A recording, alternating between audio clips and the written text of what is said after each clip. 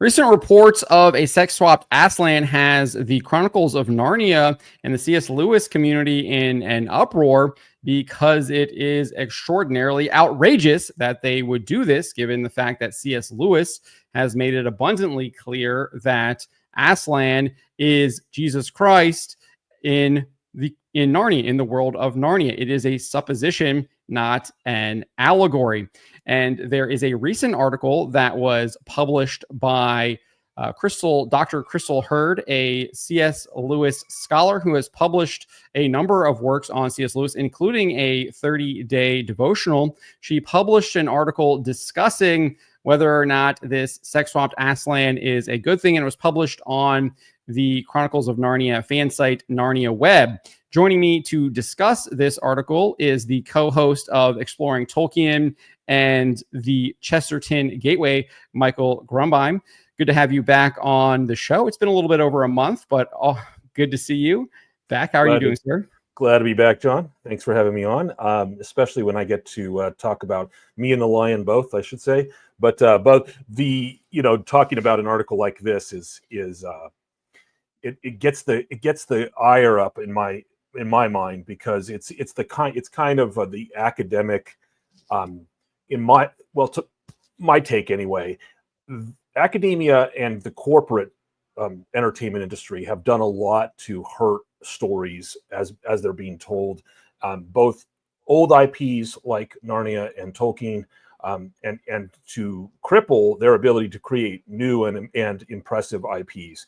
And this kind of stew, this verbal lukewarm mess that Dr. Hurd foisted on us via Narnia Web is exactly the kind of thing that provides all the problems. And she does this typical academic thing where she tries to go through and say, look, there's positive aspects to this and there's negative aspects to this. Then I'm going to give you my summary. It's all, it feels all very professional and academic. But when you dig into what she's actually saying, it's a total ridiculous mess. And as you mentioned, Lewis almost couldn't be clearer that Aslan is Christ in Narnia, and she does this hilarious job of dancing around that issue, even quoting texts from Lewis, from his letters and his works that he wrote, where she will quote one part of it and then pretend that there's some ambiguity about the nature of Aslan, when in another part of the exact same text, Lewis makes it clear that this is what he's talking about. And so a classic example is the very first part of her essay, where she's talking about what she feels are the positive aspects of changing Aslan into a feminine presence or entity, and where she says that let me just jump here. She says, at the end of the day, this is make-believe. This is make-believe, not a Bible tale. It cannot be held to the same standard as catechism. Unbridled imagination is what led Lewis to write the series in the first place, and Lewis admits he did not set out to write an overtly Christian tale. The words "set out," Lewis admits he did not set out, are doing a ridiculous amount of work in that sentence. As then she quotes Lewis from sometimes his work, sometimes various stories may say what's best, what's to be said, and he quotes how Lewis says that he didn't start out. He says, some people think that I began by asking myself how I could say something about Christianity to children, and then he goes through and says, well, that's moonshine. That's ridiculous. That's not what I set out to do. Everything began with images: a fawn carrying an umbrella, a queen on a sledge, a magnificent lion. At first, there wasn't even anything Christian about them. That element pushed itself in of its own accord. So she's pointing out that Lewis says that he didn't start out to make it an explicitly Christian allegory, but then it became one. but the way she quotes it is, he didn't set out to write an overtly Christian tale, and then her implication is, therefore, it's not an overtly Christian tale. And if you try to say that it is, then you're trying to claim too much. And this is hogwash. In the Voyage of the Dawn Treader, as you mentioned before, Aslan tells the Eustace and Jill explicitly, and at that point, Lucy and Edmund, that he is in their world, but under another name. That essentially he's saying, "I am Christ," and this is what Lewis means by supposition. So later on in her essay, Dr. Hurd tries to claim that Aslan isn't Christ; he's just a supposition. But what Lewis means by that is something even more powerful than allegory. So Lewis says it's not an allegory, it's a supposition. But what that means is, suppose, hence the word supposition, suppose Christ came in another world, what would he look like? And suppose that world was a world of talking animals. What kind of animal would he be? Well, he would be a lion. He would be the king of the animals, because I know this is a loaded term these days, but it turns out Christ is king of the universe and every universe. And so for a Christian writer like Lewis, who's making Christ appear, who supposes that Christ is going to appear in another world, of course Christ is going to be a lion. And so by Netflix's attempt to, or at least potential attempt to have someone in there writing Gerwig's attempt to have someone in there who's voicing Aslan as a woman, this would be completely contrary to the story of Christ appearing in a different world as a lion. Sorry, long-winded, but those are the two main points on which her Dr. Hurd's essay or paper hinges, because she's trying to tell us that we shouldn't have to be locked into Aslan as Christ, but Lewis tells us something else entirely. Yes, he does. One of the things that really kind of irked me is kind of what you talked about at the very beginning there, was that they try to put on this like even-handed, she writes it in this kind of even-handed way, and I think that's just dishonest to begin with, right? Because if you actually are trying to be objective, you would be allying yourself with the truth, and the truth is that there are absolutely zero positive aspects for sex swapping Aslan. There are none.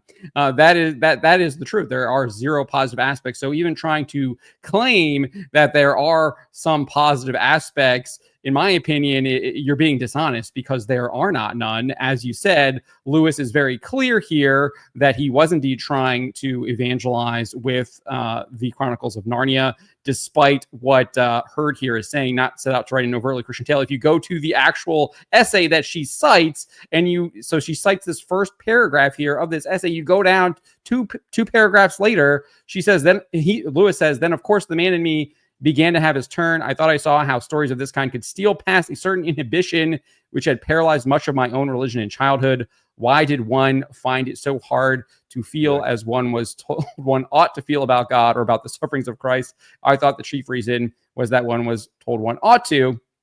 An obligation to feel can freeze feelings, and reverence itself did harm. The whole subject was associated with lowered voices, almost as if it were something medical. But supposing that by casting all these things into an imaginary world, stripping them of their stained glass and Sunday school associations, one could make them for the first time appear in their real potency. Could one not thus steal past those watchful dragons? I thought one could. Like, he's literally saying that, sure, he had these images that came into his mind at first, but when he, the man, decided to craft a story around those images, it was clearly a story about evangelizing the gospel. Like, it was, I don't know how much clearer he could be here. Exactly. And it worked, by the way. As a young boy, when I read these, I was immensely sad at the death of Aslan on the stone table in The Lion, the Witch, and the Wardrobe, which is a reference to Christ dying on the cross, giving his life for the people of Narnia, just like Christ gave his life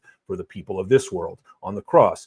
And I was sad in a way that I had not, I'm not ashamed to say, as a young boy, I had not had the same sadness over, even though I knew about Christ on the cross and I'd been taught about it, I had a very Lewis-like experience of that, where the lion dying on the stone table, Aslan dying on the stone table, made me immensely sad.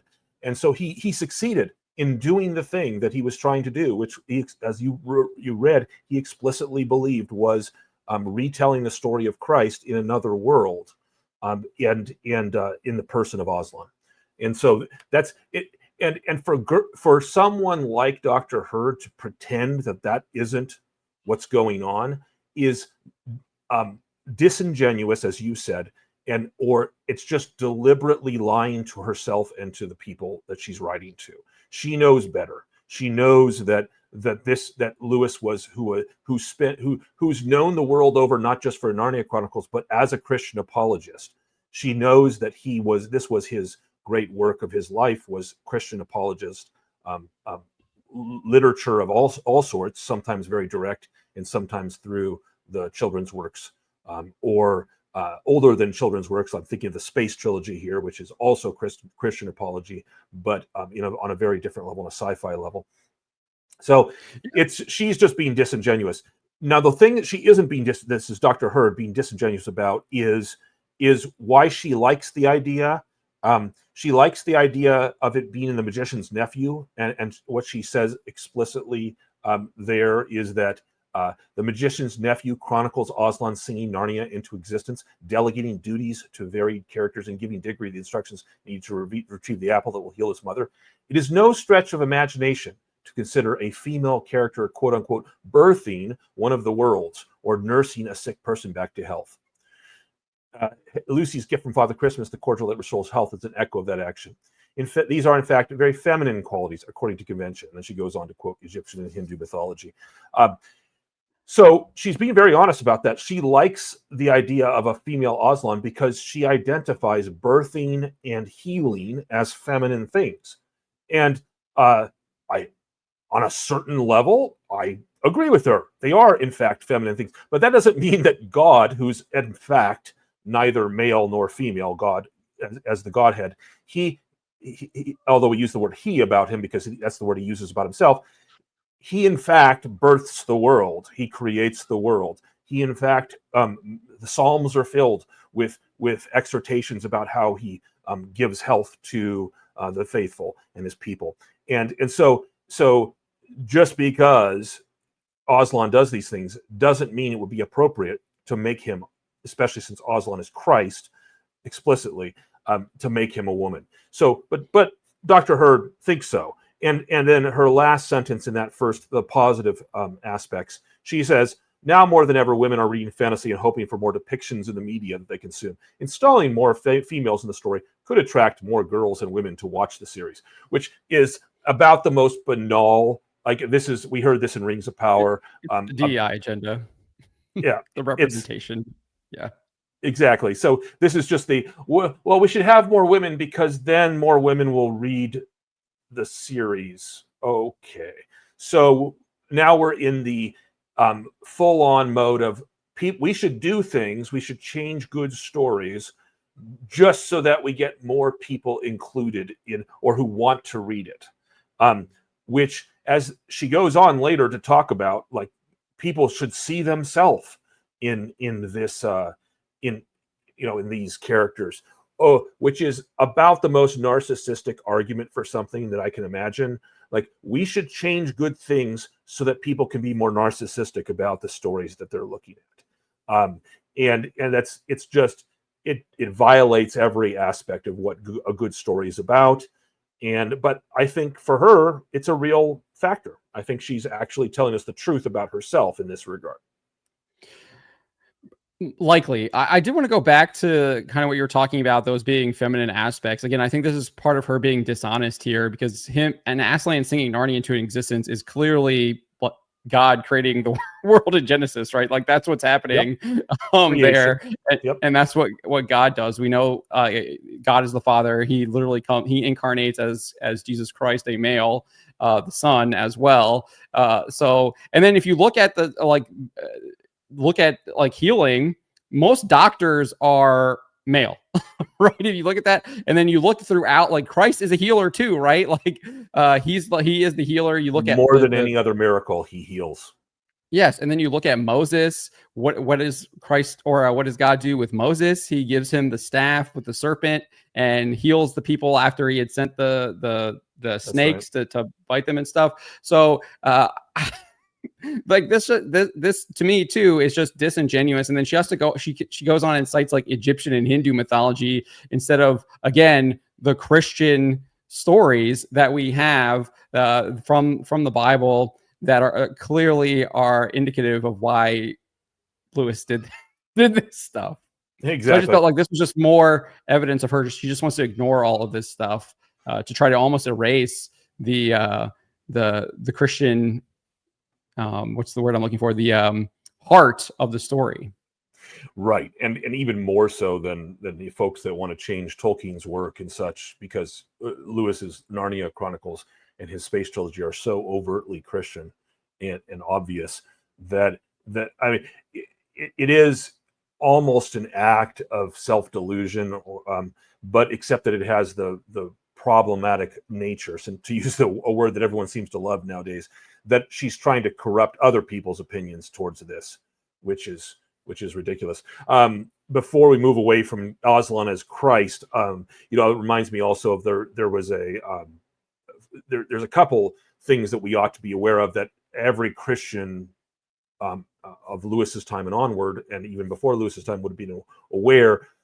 So God refers to himself as a lion. He refers to himself as the Lion of the tribe of Judah, and in the root of David. And this is Christ, not just God, but God as Christ, the root of David. And this is the book of Revelation. And so we have him referred to as the Lion of Judah in Genesis as well. And so there's a real powerful image that Lewis is calling upon, which is inherently masculine. I think of also, another problem with trying to put in a woman to voice Aslan is you're doing a thing which is kind of weird, right? Either Aslan is going to be a male lion with a woman's voice, or he's going to be a female lion if you do that. So if he's a female lion, then the problem becomes there's so many places, assuming Gerwig has plans for more movies than this one, which I believe she does. There's a whole set of experiences that the characters, the children in the book, go through around Aslan's mane, like they bury their face in his mane, and there's this warm, and there's this just sort of healing effect that the glorying in the lion in his mane, which no female lion has. So either you're not going to have Aslan's mane and all of the attendant stories from the different books that go with that, or you're going to have a transgender lion of some kind, which actually might be where she's, what she might be amenable to. I don't know. She even brings up that in the negative aspects of doing this, where she says creatively changing gender or any fundamental aspect of a character is. Now, at this point in the sentence, I could finish the sentence and agree with her, or she could have finished the sentence the way that I could agree with her.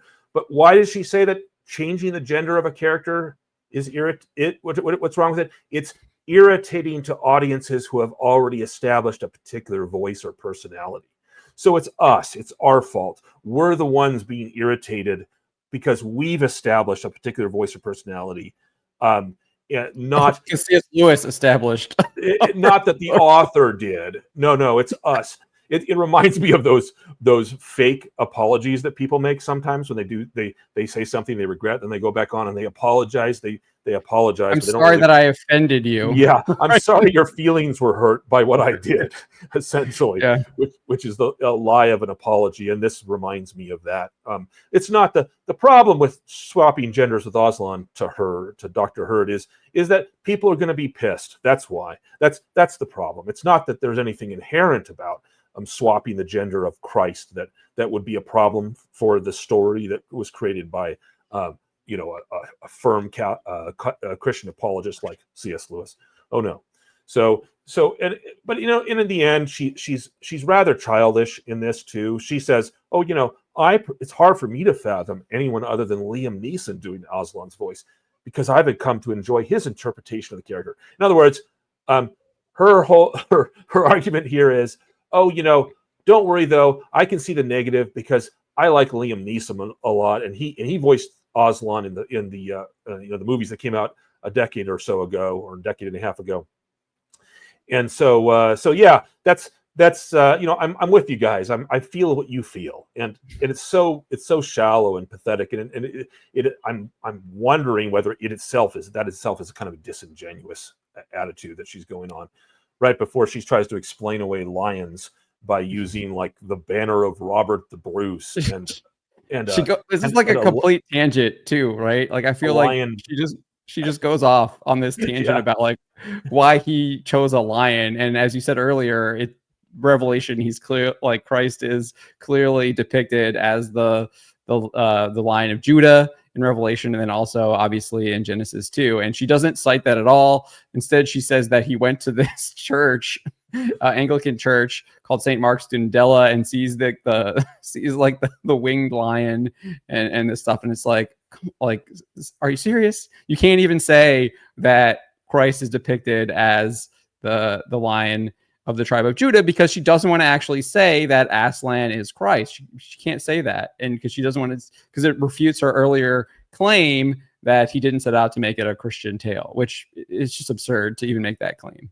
Yeah, it's pathetic, and she has a picture of the doorknob, which was a replica of the doorknob for St. Mark's, and I can tell you, I lived in England, and there are a lot of these all over the place. So it's not like she's found some specific historical treasure that leads us to know that, oh, this was the lion, this was Aslan, because, he had this, wonderful experience at this one place, St. Mark's, which is the winged lion. St. Mark is the winged lion in statuary and in iconography.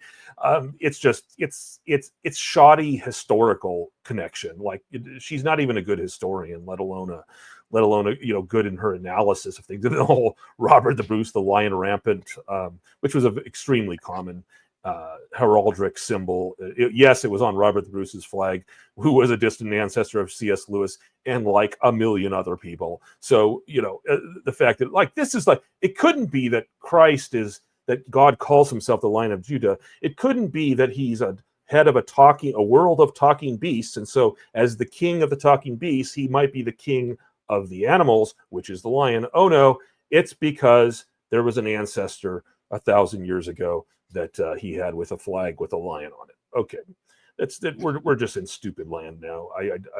I have a hard time even thinking that she takes herself seriously on this. It's a way to sort of preen and say, I know some things historically that you all don't know, so pay attention to what I'm saying.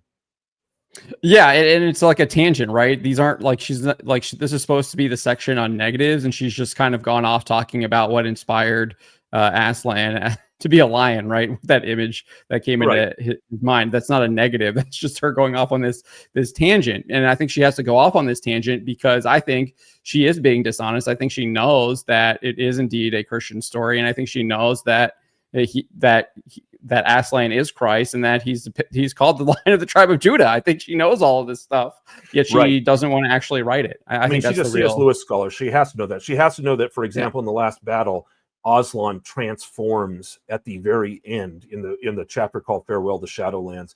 He transforms and no longer looks like a lion to them. And Lewis says, but the things that begun after that were so great and beautiful, I cannot write of them. So essentially the spoiler alert, but all the children who, they've entered heaven basically in the last battle in those in Farewell to the Shadowlands, and they go onward and upward and meet Christ, and he no longer looks like a lion. It's implied he looks like a human because he's Christ. She knows this Dr. Hurd knows all this. She has to, as a Lewis scholar. And so this whole thing just smacks of disingenuity to me. The thing that shocks me is in the final section, which she calls the final words. She does a thing that I think that you have to have basically no self-awareness to write, which is she goes, ultimately, Lewis argues that story is paramount. This is what the audience expects and paid for, not a sermon or lecture. And then she goes and talks about, she quotes from the work which we've already quoted from, and which you mentioned, where he goes on and talks about how he's basically, this was a Christian story. But she talks about how Lewis is doing a thing which is interesting because it's a great parallel to Lewis's friend Tolkien, who did this in his essay on fairy stories, where he talks about how essentially the thing that matters is the story, and so there's and having the trappings of a fantasy, for example, doesn't make it doesn't relegate it only to children or make it immature. It's the story that matters, and if you change the story, then you're changing the essence of the work. Well, what could be more essential to the story of how God creates another world called Narnia in the form of a lion, as Christ in the form of a lion, than changing who Christ was and who Aslan is in that story? And the fact that she doesn't see that is just like, I don't even, at a certain point, I'm just wondering, like, are we at the place where we're just, cocaine is a hell of a drug, or what? This is a supposed scholar that can't see how she's basically being hoisted by her own petard by quoting how you can't, Lewis, on how you shouldn't to change the essence of a story, or you ruin it. Well, yeah, that's kind of right. I think sex swapping Aslan is changing the essence of the story. So anyway, it's a piece of work. This both the author and the piece. So I don't know. I can't imagine that someone didn't get paid for this on some level. This smacks to me of damage control by someone, by a corporation like Netflix. But let me entertain an alternate theory. There is an alternate side to this, which is, in a way, even though I've spent mostly, sorry for the monologuing, but we've spent time ranting about this essay. In a way, I don't think that our culture is in a place where it can produce much more than this until we rebuild. So Dr. Hurd represents a literary tradition, an analytical tradition, which is essentially corrupt and narcissistic, which holds their own interpretation of the story, the feels that they had when they first read it, as more important than the work and message of the authors who wrote the story. And so what they will do is reflect that narcissism over and over, which is what Dr. Hurd does in this essay in a variety of ways. I don't expect anything but lemon juice from a lemon, and I don't expect anything but this kind of tripe from an literary academic, supposed like Dr. Hurd. Until we rebuild our education and our culture to the point where we can again think our way out of wet paper bags and be critical in a way that is not illogical and does in fact respect the core truths that the author, whoever they are, good, bad, or indifferent, be the author in Nietzsche or Dostoevsky or Tolkien or Lewis, we need to respect the story that they're telling and be able to take them to analyze it on its own merits, rather than overlaying our own feels over everything and substituting subjectivity for objectivity when it comes to this kind of analysis. So I'm not too surprised by the Dr. Hurds of the world. I think they just represent a corrupt fruit that is going to die ultimately because it has no life in it. Culture will be reborn, hopefully. If so, though, it's going to take a lot of education and it's going to take some time. So in the meantime, we got to fight the fight to call out the stupidity when it rears its head, and then rebuild in education. So this is a thing I believe firmly and strongly, and this is what we try to do on my other two podcasts. But we got a fight ahead of us. So anyway, sorry for the monologuing, but I think this is the first of many that we're going to see of these scholars. I also feel like this could be something like damage control from a corporation. I will say that I did talk to one of the people that works over at Narnia Web. He says he was not paid by Netflix to run this piece at all. That doesn't mean that they weren't influencing Hurd. Who knows? But I think there is also the possibility that, and I think we kind of see this in her own writing, is that she is clearly indoctrinated in this kind of like feminist mindset. And I think she can't really look outside of that mindset when she's providing this kind of analysis too, whether that she realizes that or not.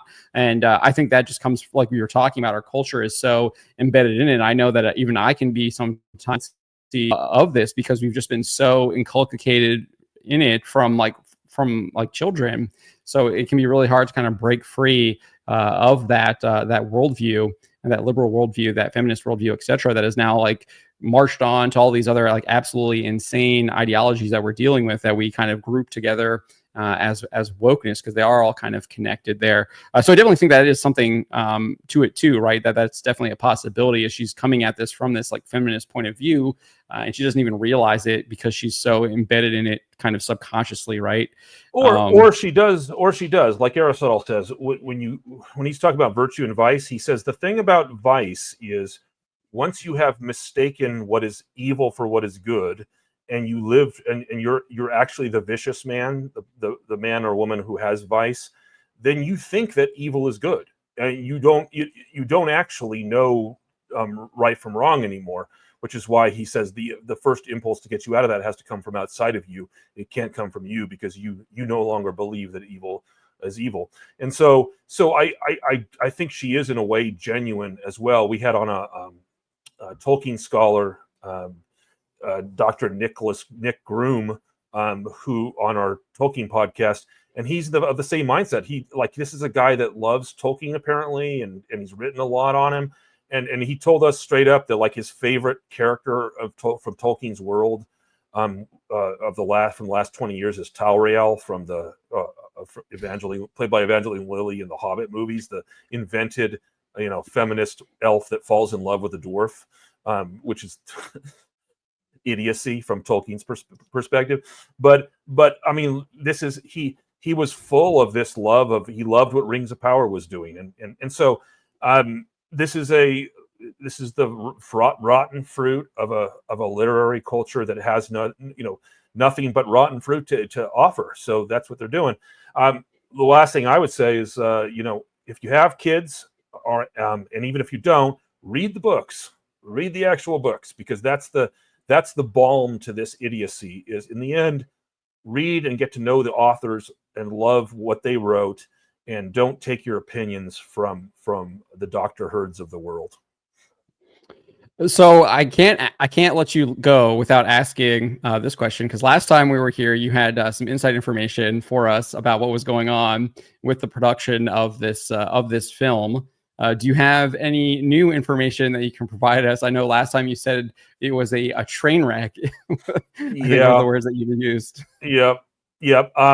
I don't have new information. I have. I mean, look, I've been told some specific stories, but if I tell the stories, then it's going to be trouble for the people that told me. So but the train wreck remains. So in fact, it kind of gets crazier. There's a lot of things that are being sort of flung around and storyboarded and such that would just. I mean, if we think this is bad, it would be disastrous for Netflix if and when this happens. Let me just say, without saying anything, let me just say, if people remember the controversy around Snow White and the Seven Dwarves, when they thought that they were going to make it magical creatures, 7 magical creatures instead of 7 dwarves, of which only one apparently was going to be a dwarf or something, and then we had some shots that people mistakenly thought were those 7 creatures. It turns out they were just stand-ins for green screen effects. But the underlying truth was that they were, in fact, from a writing perspective, going to do that. Similar things are happening with some of the story elements of Gerwig's production. And if they go with some of these things, the rage from the fans is going to be real. It's going to make this controversy seem very small indeed. So but I don't know if they will. We'll see. All I know is that it's kind of a train wreck. But this is what do you expect? Gerwig doesn't have the metaphysical backbone to speak to the world of Narnia effectively. She lacks. She might be highly artistic. She's probably more artistic than I am. But but she just doesn't have the principles that would be necessary to convey Narnia in a way that's powerful and effective. And so, yeah, we'll see. We'll see. So that's a whole lot of no, I can't. But you know, there's gonna be some news stories that come out in the next 6 to 9 months. I would be willing to bet that would make it kind of interesting. We'll see. All right. Well, thank you so much, Michael, for joining us and kind of walking us through this article here and giving your thoughts and opinions on it. As I said at the beginning, you can find Michael over at Exploring Tolkien and the Chesterton Gateway. Definitely shows to check out. Do you any last words? John. It's been a pleasure. All right, great. Thank you so much. Take care. Why would you be afraid of the people? Why are you not afraid of God instead of man?